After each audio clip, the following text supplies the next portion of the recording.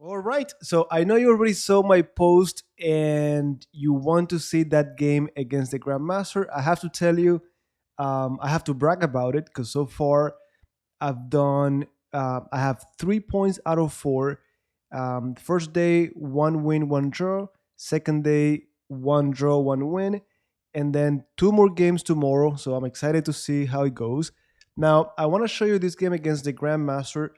As you can see here, 98.3 accuracy in over 50 moves. So I'm very proud of myself, even though my opponent didn't really create any complications. It's still tough to hold a game against a grandmaster for so long. So that's my bragging part.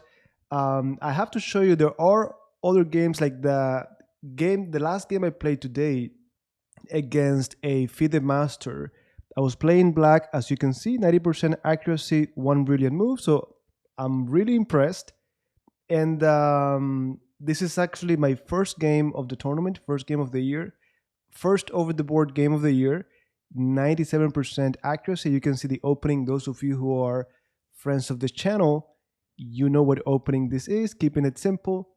And then the first game of today, it was a draw, but I had a very, very nice possession. So just to show you, we're not going to go deep into this specific game, but I got to this point where my opponent didn't really know the opening, which is the same opening I played on round number one.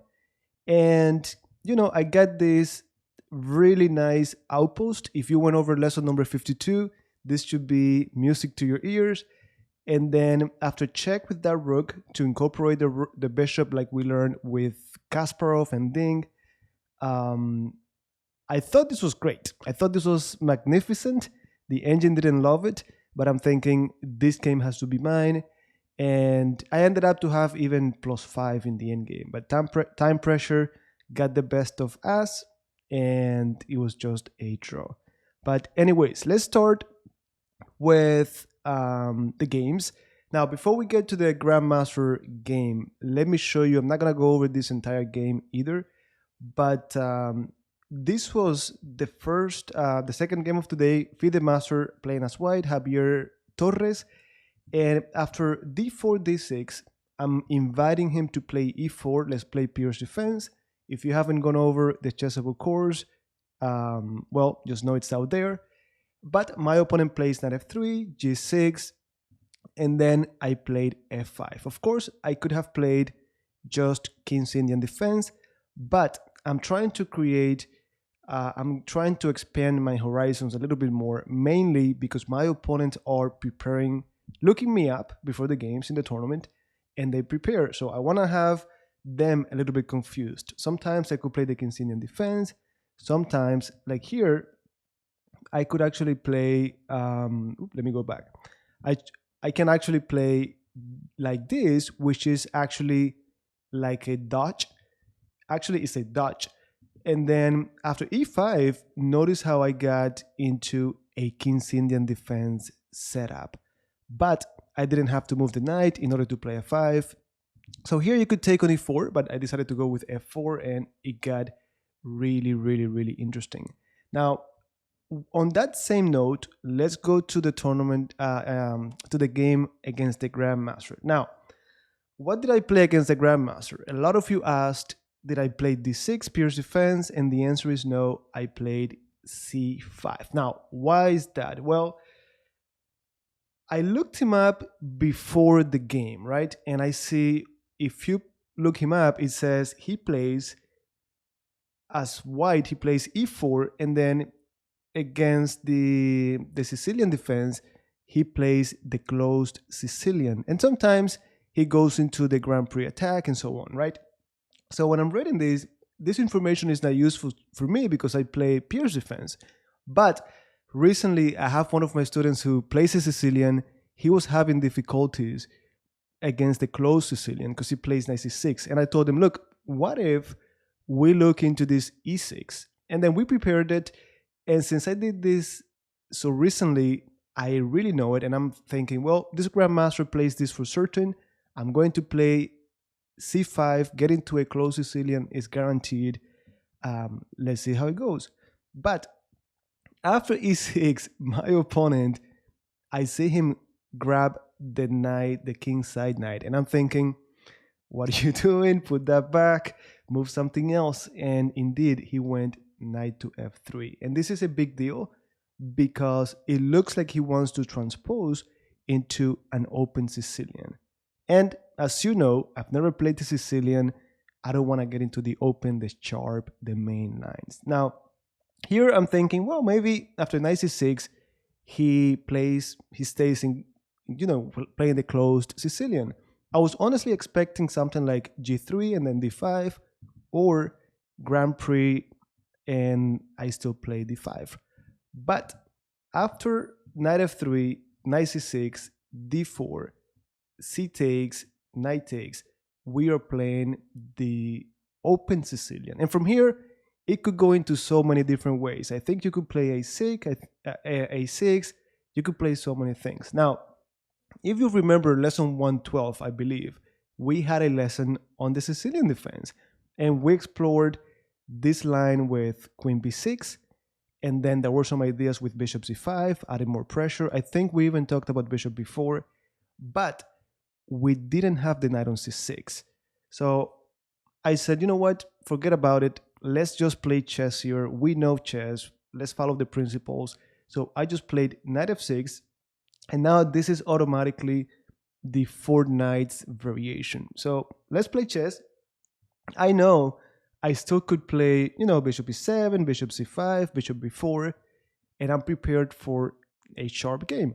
Now, luckily for me, my opponent plays a3. Now, theoretical, I see now, but in the game, I'm thinking, we're not. This doesn't look like a sharp continuation. And like a friend of mine told me, I don't think a3 should be played in any Sicilian. But it gave me this chance. I'm not getting into complications. So I'm thinking, well, I don't really play this, but d5 makes sense. I don't think I'm gonna get in trouble because of that. So I play d5, pawn takes, knight takes, queen takes. And of course, I'm not gonna take with the pawn to create an isolated queen pawn, right? So instead, I took with the queen, bishop e3. Now I'm thinking a6. I didn't want the knight to go to b5 and then c7.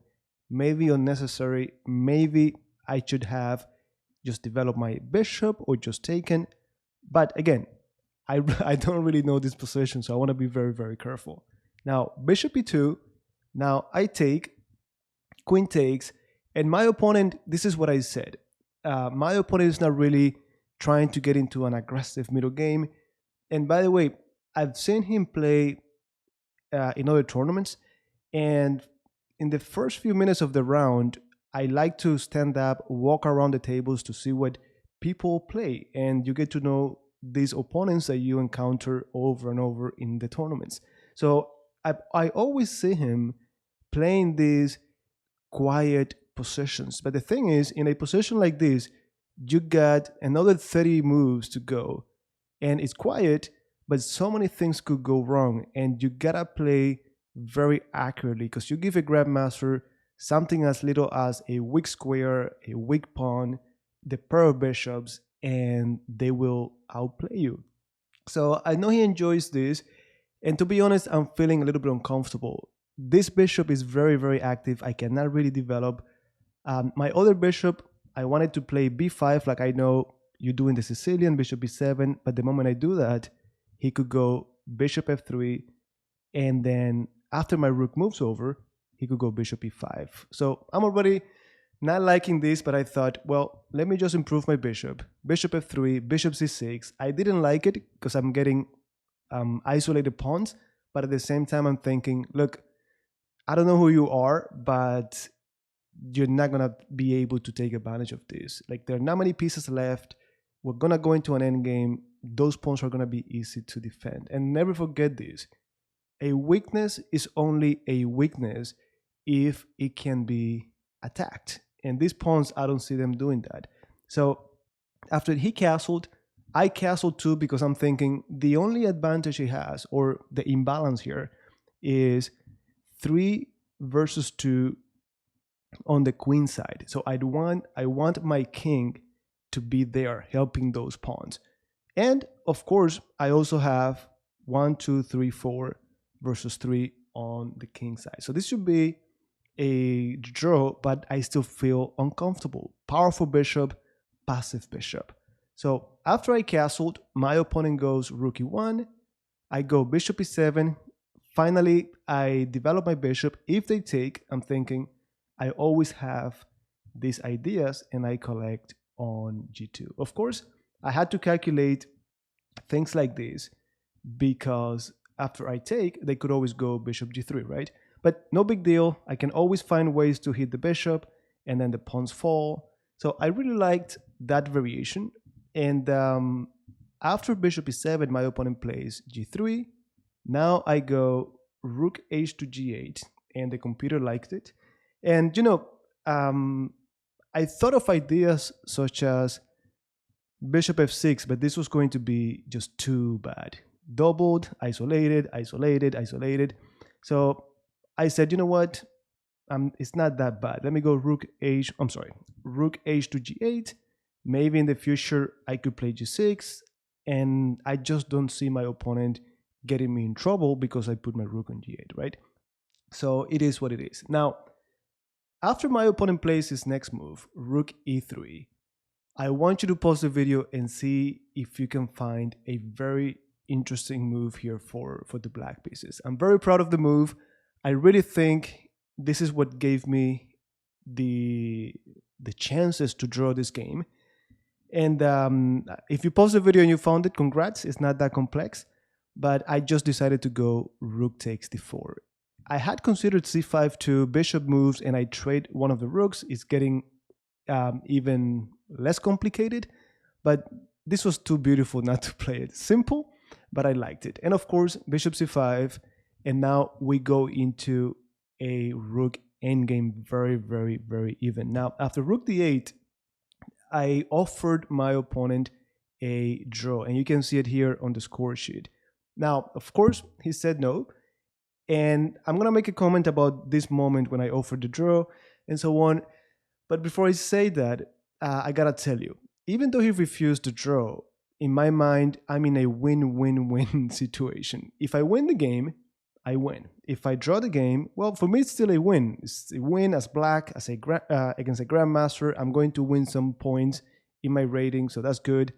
But if I lose, it's also a win for me because that would mean that I witnessed a super genius at work here. There's just no way he can win this endgame. Like I want to see him doing this in training, converting this. There's just no way. It's very, very equal. Rook endgames, even if you're down a pawn, rook endgames are that complex. So, anyways, the note that I wanted to make about this moment is my opponent just plays rook f4. So when anyone offers me a draw, I always tell them, let me think about it. And then if I decide I don't want to accept it, I just tell them, hey, let's play a little bit longer. Now, this my opponent, and I hope he's watching. I was like, I offer a draw, and he was like, he didn't even acknowledge that, right? And I think it's not cool, guys. We gotta be good, not only good chess players, but good human beings too, right? So just a note there. Also, just know if you're ever offered a draw, that offer cannot be taken back unless you decline it. So what does this mean? That if you offer me a draw, I could think until I have 1 second left and then offer the draw. So don't feel like you have to reply right away. You could say, let me think about it, and then think forever. Think forever. At any moment, you could say yes. They cannot refuse, even if you're a long time. So anyways, my opponent goes rook f4, of course, trying to keep the pieces on the board, trying to complicate. I go rook d7. The only things that I have in mind in this endgame is, number one, you decline my draw. You better don't make a mistake because I'm going to punish you. Of course, I'm not going to, but that's helping me get pumped. But also I'm thinking the two main concepts we have learned in the so many videos that we've had on rook endgames. It's all about active pieces, active king, active rook, and these working together, plus passed pawns. If you put my name on YouTube, next to rook endgames, you're going to see a lot of videos, good videos, but there's one in particular which is like 10 rules or something like that. That's all I apply in my rook endgames. So after h4, I activate the king, then c5 to activate my king even more. My opponent is doing the same thing. b4, I don't want to take and then give them this passed pawn, give them two connected pawns, right? So I just played f6. I don't want to have this trouble anymore.